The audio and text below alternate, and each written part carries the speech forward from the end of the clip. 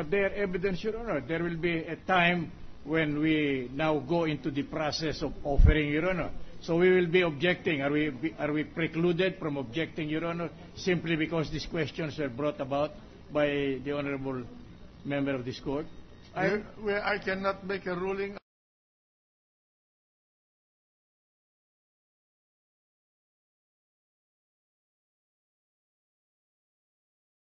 The kind indulgence of the court, Your Honor. We will not end here merely with the examination, Your Honor. If the court will go with me, we go further. And unless these documents are offered, they will not be considered as evidence. Now, who is going to offer them? Since these are not evidences, or these are not documents brought about by the questioning, direct or by any of the parties, neither the prosecution, much less the defense, Your Honor. Now, if they stand only as parcels or pieces of papers, Your Honor, then we will be practically, I am sorry to state, we are practically wasting the time of this court, Your Honor. Assuming that matters were brought out, but will they form part of the evidence, Your Honor? If not offered formally, they shall not be considered as evidence in the case. That is my apprehension, Your Honor. And since we cannot object, we wanted to object, Your Honor, but we are precluded by the rules of this impeachment court, which we have time and honored. We have time and again honored, Your Honor, and respected.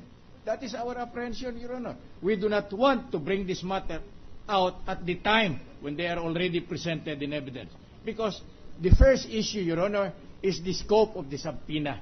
As we have made it clear, we were objecting to the issuance of the subpoena, but they were produced, Your Honor. Now, that is only part of the process in dealing with documentary evidences, Your Honor. I hope everybody will agree with me that the next part is, aside from identification and marking, they will be offered.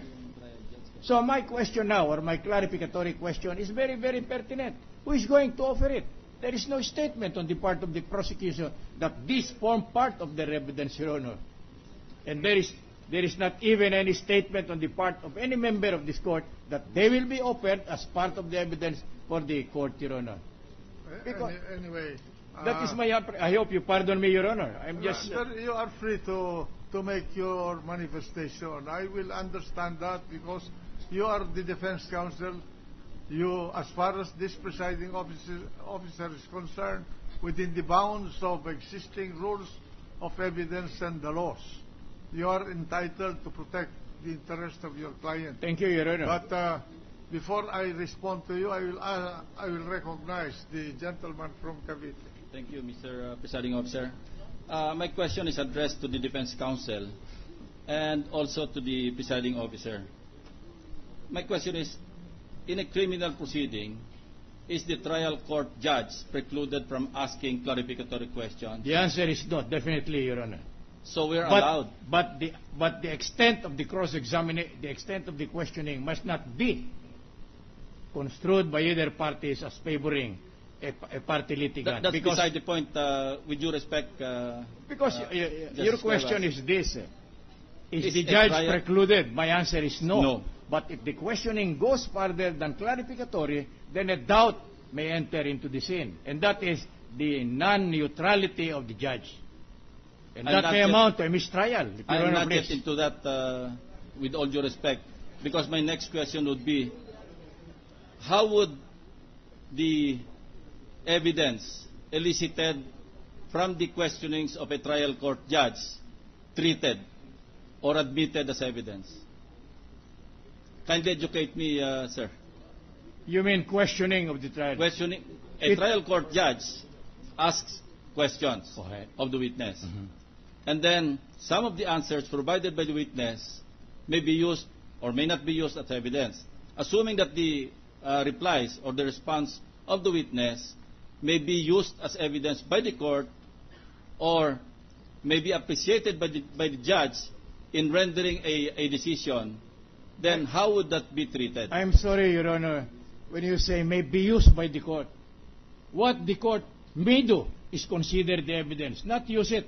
Now, secondly, if the examination made by the court, Your Honor, far exceeds that which is normal, then the law on called neutrality of the judge will come in. That is precisely one of the cases before the Sandigan. Examining the records, it consisted of several pages, and the Supreme Court was convinced that the judge there was already performing the act of a prosecutor and not that of a judge. Wow. That is not the ruling of Justice Cuevas. We That are- is the ruling of the court.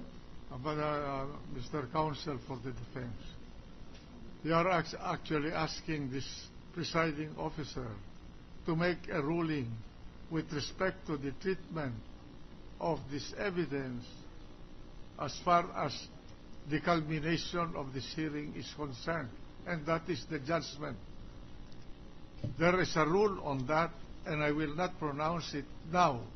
That is covered by existing jurisprudence, not only here, but from where we copied this process. So, as far as the culmination of this hearing is concerned, with due respect to the court, to the highest court of this land, that is outside of the jurisdiction of that court. And it is up to this court to make a decision on the basis of its appreciation of all the facts gathered in this proceeding at that point when it will make a judgment. I'm sorry, Your And the guilt or innocence of the witness is beyond the appeal of anyone. So, the gentleman from Cavite. What is the answer to my question, Mr. President? Precisely, I was about to ask, Your Honor, an apology to the presiding judge, Yes. Your Honor. Because when I do explain, I was only explaining by way of answering the gentleman from Cavite. I never intended to influence whatever the ruling of this honorable will be. But we cannot be denied from asserting a right in favor of the client, Correct, Your Honor. correct, Your Honor. As I said, as far as the ruling of the court yesterday, interlocutory matters are within the judicial review powers of the Supreme Court.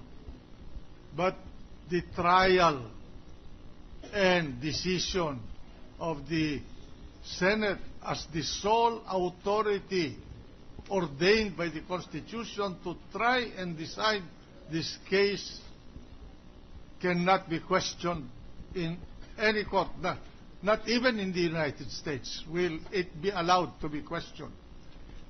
On the merits, now, with respect to the issue at hand, the understanding of this chair is, and the understanding of this chair regarding the tendency of the question of the gentleman from San Juan and the gentleman from Iloilo, and correct me if I'm wrong, is to test the credibility of that witness, whether indeed the document involved, for which he pronounced to be fake yesterday, is correct. They are testing the credibility of that witness. That is the understanding of this chair. Dispute it if you may. That is also my understanding, Your Honor, please. Because there were insinuations, not categorical statement, that this issue of fake or illegal release of documents pertaining to the bank records of the Honorable Justice Corona, Your Honor, it seemed to be in doubt, Your Honor. That there is some leak and so on. That's why I never stood up. Not even. I'm sorry, Your Honor. Correct. There was a statement from this witness that the document involved in the discussion is fake. Then, two members of this court, two senator judges, propounded a question to this witness to test her credibility with respect to that document. And they agreed not to touch on the foreign currency deposit. They were only dealing with the peso accounts. To give due respect to the decision of this court to respect